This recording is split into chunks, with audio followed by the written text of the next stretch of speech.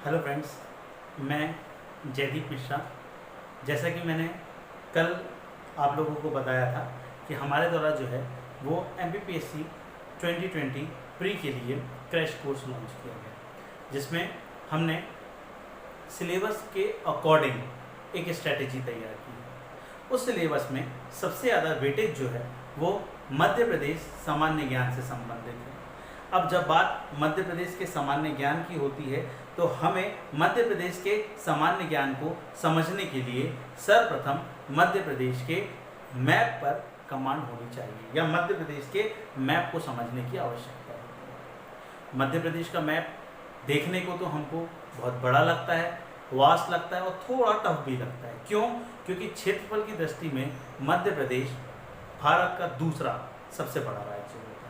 अब जब दूसरा सबसे बड़ा राज्य मध्य प्रदेश है तो यहाँ पर संभागों की भी संख्या या हम कह सकते हैं राजनीतिक वर्गीकरण भी अन्य राज्यों की अपेक्षा ज़्यादा होगा।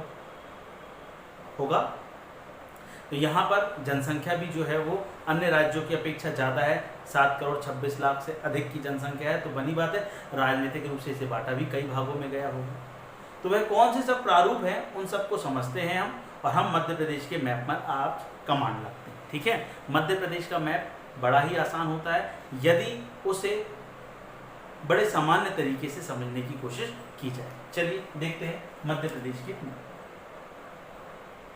MP, जैसा कि मैंने आप लोगों को बताया, यह क्षेत्रफल की दृष्टि में भारत का दूसरे नंबर का सबसे बड़ा राज्य होता है। दूसरा सबसे बड़ा राज्य हो जाने के कारण हमें इस संभाग का राजनीतिक वर्गीकरण भी जो है वो कई भागों में देखने को मिलता है। ठीक है, मध्य प्रदेश का राजनीतिक जो वर्गीकरण कई भागों में देखने को मिलता है। तो अब इसे राजनीतिक रूप से कैसे बांटा गया? जैसे भारत को एडमिनिस्ट्रेट करने के लिए राज्यों और केंद्र शासित प्रदेशों में बांटा गया है, उसी प्रकार राज्यों को भी प्रशासनिक रूप से प्रशासित करने के लिए समान भागों में बांटा जाता है। जिन समान भागों में उस राज्य को बांटते हैं उसे संभाग कहते हैं। क्या कहा जाता है? संभाग। जब उसको डिवाइड करते हैं तो उसे डिवीजन कहते हैं। तो हमारे मध्य प्रदेश में संभागों की संख्या क्या है? सबसे पहला क्वेश्चन यहीं से बनता है कि हमारे मध्य प्रदेश में संभागों की संख्या कितनी है। तो हमारे मध्य प्रदेश में संभागों की संख्या कितनी है? उतनी ही है जितनी आपके हाथ में उंगली, उतनी ही है जितनी आपके हाथ में उंगली। तो हमारे हाथों में उंगलियां कितनी? तो हमारे हाथों में उंगलियों की संख्या कितनी हो जाती है? 10। तो मध्य प्रदेश में सर्वप्रथम हम देखेंगे संभाग कितने मिलते हैं? 10। मध्य प्रदेश में डिवीजन कितने हो जाते हैं? 10। क्लियर है? तो मध्य प्रदेश में संभागों की संख्या कितनी हमको देखने को मिल जाती है? 10। आगे बढ़ते हैं। अब जब बात संभाग से खत्म होती है तो वह बात जाती है किस पर? जिले पर। तो मध्य प्रदेश में जिलों की संख्या कितनी है? तो हमारे एक हाथ में उंगली कितनी होती है? 5। उसका 10 में गुणा कर दीजिए, 50। उसका 10 में गुणा कर दीजिए, कितने हो गए? 50। साथ ही साथ 2011 की जनगणना के बाद हमें मध्य प्रदेश में 2 नए जिले मिले। उस हिसाब से मध्य प्रदेश में जिलों की संख्या कितनी हो गई? 52।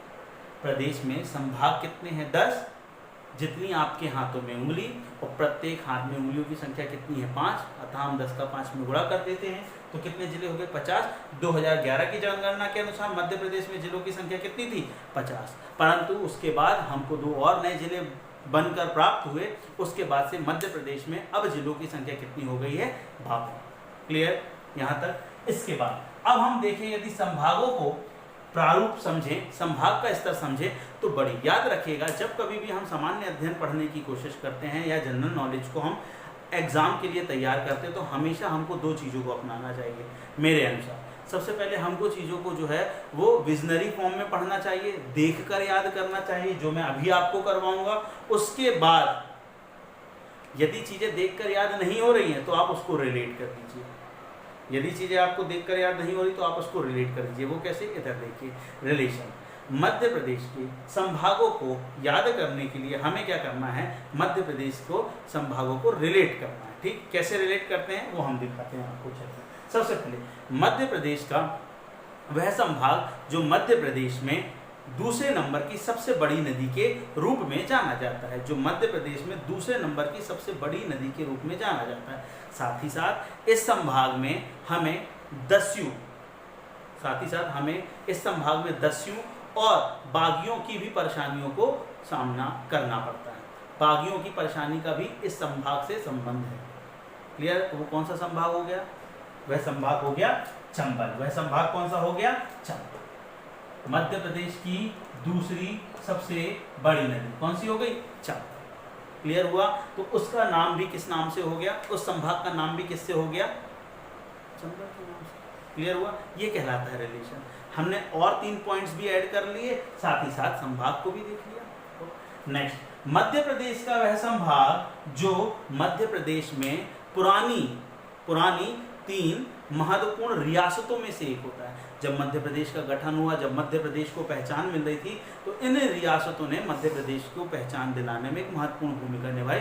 उन महत्वपूर्ण रियासतों में से एक रियासत जो वर्तमान में भी राजनीति में बढ़ चढ़कर भाग लेती है, उस रियासत का नाम कौन सा होता है?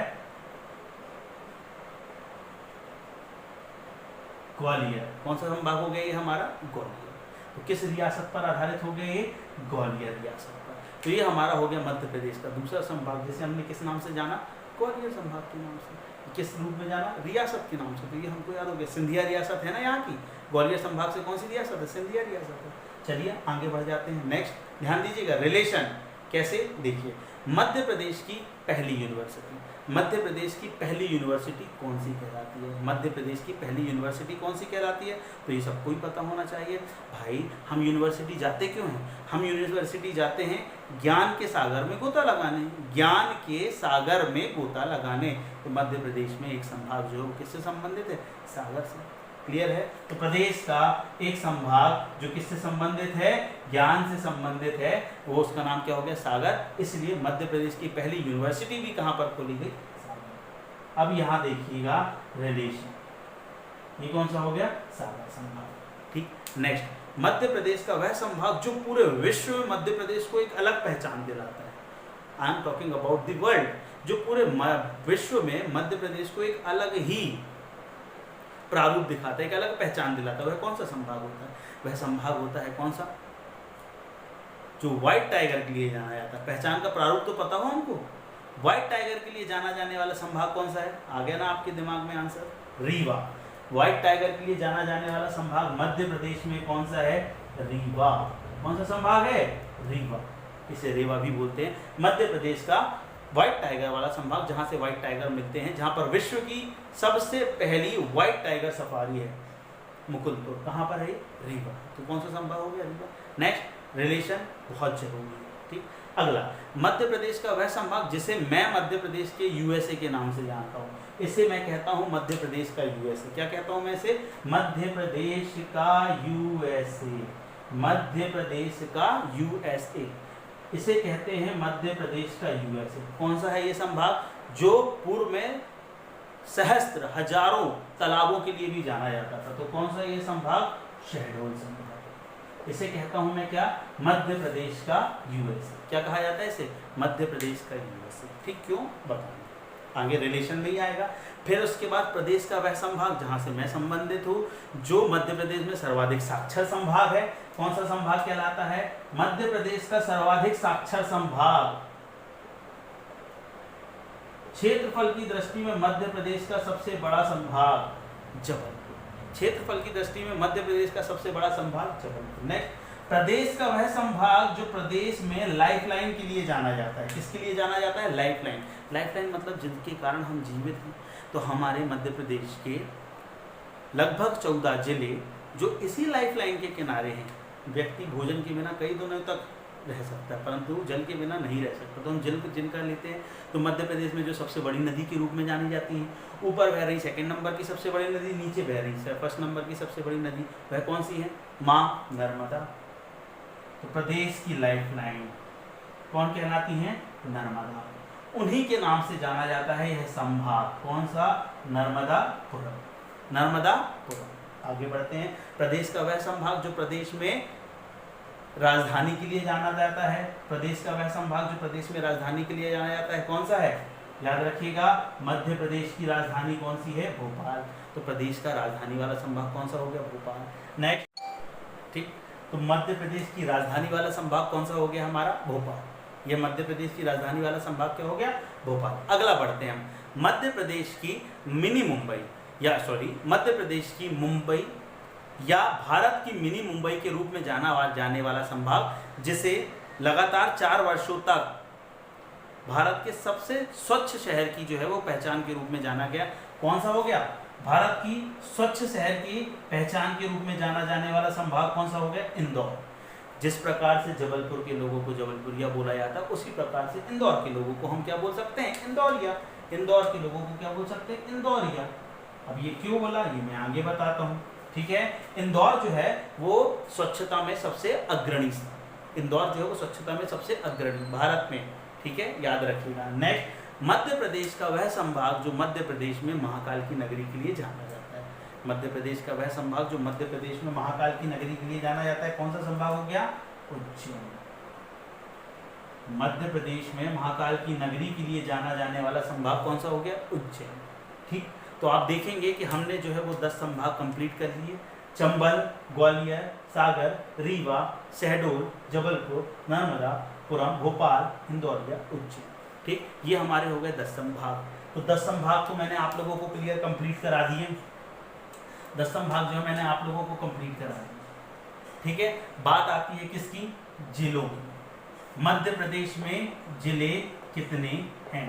तो जिले वर्तमान में यदि हम देखें तो 52 है। जिले वर्तमान में यदि हम देखें तो 52 है। तो अब आपके मन में ये प्रश्न जरूर आएगा कि यार इतने सारे जिले हम कैसे याद करेंगे, किस संभाग में कितने जिले, हमें कैसे याद होगा? तो परेशान मत होइए, आपने यदि इस मैप को, जब मैं संभाग बता रहा था, यदि आपने इसे बड़े ध्यान से देखा है तो आपको जिले याद करने की जरूरत नहीं है, वह हो चुके हैं। This is power of relation, ये कहलाता रिलेशन का पावर। कैसे? आइए देखते हैं।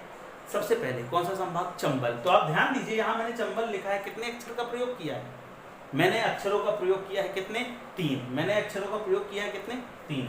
तो चंबल संभाग में कुल जिलों की संख्या कितनी हो गई? 3। ठीक है। बात आती है ग्वालियर की, तो देखेंगे ग्वालियर संभाग में मैंने हिंदी में प्रयोग किया। हिंदी में कितने अक्षर लिखे हुए हैं? 1 2 3 4 5। तो ग्वालियर संभाग में जिलों की संख्या कितनी हो गई? 5। ध्यान दीजिएगा। फिर बात आती है किसकी? सागर की। देखिए यहाँ पर मैंने जो है वो स्पेलिंग थोड़ी सी बिगाड़ी है। क्यों? क्योंकि मुझे रिलेट करना था। सागर, ठीक है, कितने अक्षर हो गए? 6। इंग्लिश में भी लिखा है, तो जिलों की भी संख्या कितनी हो गई? 6। बात करते व्हाइट टाइगर सफारी रीवा की, जिलों की संख्या कितनी होगी? इंग्लिश में लिखा है 4। ठीक। मध्य प्रदेश का यूएसए। अब आप देखिए यूएसए नाम का तो कोई संभाग है नहीं, तो मैंने रिलेट कर लिया किसको? शहडोल को। किससे? यूएसए। तो कितने अंदर कितने अक्षर लिखे हुए हैं? 3। तो मतलब यहाँ पर भी जिलों की संख्या कितनी है? 3। सर यूएसए क्या है ये तो बताइए। यूएसए उमरिया, शहडोल, अनूपपुर, इसे हमने रिलेट कर लिया, उमरिया, शहडोल, अनूपपुर। ठीक। नेक्स्ट, मध्य प्रदेश का साक्षरता की दृष्टि से सबसे बड़ा संभाग, क्षेत्रफल की दृष्टि से सबसे बड़ा संभाग कौन सा हो गया? हमारा जबलपुर। स्पेलिंग बिल्कुल प्लेन सिंपल जो है वही लिखी है। कितने जिले हो गए? 8। अब हमें स्पेलिंग तो याद नहीं करनी ना, बस हमने रिलेट कर दिया, जो हमारे दिमाग में प्रेशर न डाले। 8। बात करते हैं प्रदेश की लाइफलाइन नर्मदापुरम। देखिए बाहर है, नर्मदा अंदर है, तो जिलों की संख्या यहाँ पर भी कितनी होगी? 3। प्रदेश की राजधानी भोपाल। आपने ध्यान दिया होगा कि सर ने स्पेलिंग गलत लिखी। स्पेलिंग गलत नहीं लिखी, रिलेट किया। PHPAL। कितने जिले हो गए? 5। कितने जिले हो गए? 5। मैं बात करता हूं अगले संभाग की। प्रदेश का वह संभाग जो प्रदेश की मुंबई के रूप में जाना जाता है, कौन सा है? इंदौर। परंतु आपने ध्यान दिया होगा उसके पीछे मैंने IYA लगाया है, इसलिए इसको मैंने कितने जिले कर दिए? 8। क्योंकि यहाँ जिलों की संख्या कितनी थी? 8, इसलिए IYA लगा दिया, इंदौरिया कर दिया। 5 और 3 8। तो इंदौर संभाग में भी जिलों की संख्या कितनी हो गई? 8। अंतिम जो मध्य प्रदेश का वह संभाग जो महाकाल की नगरी के नाम से जाना जाता है, वो कौन सा हो गया? उज्जैन। स्पेलिंग लिखी मैंने UJJAIN। एन तक तो स्पेलिंग होती है, पुराना नाम उज्जैनी के रूप में भी जाना जाता, तो ई मैंने और लगा दिया। तो अब जिलों की संख्या कितनी हो गई? 7। अब आप इसको ऐड करिए। 5 और 3 8 और 6 14। 5 और 3 8 और 6 14 और 4 18 और 3 17 और 8 25 25 और 3 28 और 5 33 33 और 8। बिल्कुल सही जा रहा हूं मैं, सॉरी 5 और 3 8 और 6 14 और 4 18 और 3 21 और 8 29 और 3 32 और 5 37 37 और 8 45 और 7 52, गलती हो गई 45, ठीक है 45 और 7 52। तो हम देखेंगे मध्य प्रदेश में कुल मिलाकर जिलों की संख्या कितनी हो गई है, 52। ये संभाग, उनके लिखे हुए अक्षर और उसके बाद उसी से हमने इनको कर लिया रिलेट। अब ये कहलाती है पावर किसकी, रिलेशन की और विजन की। अब आप कभी ये नहीं देखेंगे कि चंबल संभाग की बॉर्डर जो है वो नर्मदापुरम संभाग से लग रही है या नहीं, बहुत ऊपर है सर, नहीं लग सकती। जबलपुर संभाग की बॉर्डर क्या कभी इंदौर संभाग से लगेगी, नहीं लग सकती। तो ये पावर होता है किसका, रिलेशन का। यह पावर होता है किसका, विजन का। यदि हम विजन करते हैं मतलब देख कर याद करते हैं और रिलेट करके याद करते हैं तो चीज़ें हमको बहुत लंबे समय तक याद रहती, ठीक है। तो इसी प्रकार जो है हमको संपूर्ण सिलेबस को कंप्लीट करना है। होप आप लोगों को ये मेरी छोटी सी एक पुस्तक समझ में आई होगी और अच्छा लगा होगा तो ज़रूर इस पर कमेंट करके बताइएगा। मैं आगे भी इस प्रकार के जो वीडियोस हैं वो आप लोगों के लिए लेकर आता हूँ। धन्यवाद। मिकल सूत्रा इंस्टीट्यूट जबलपुर।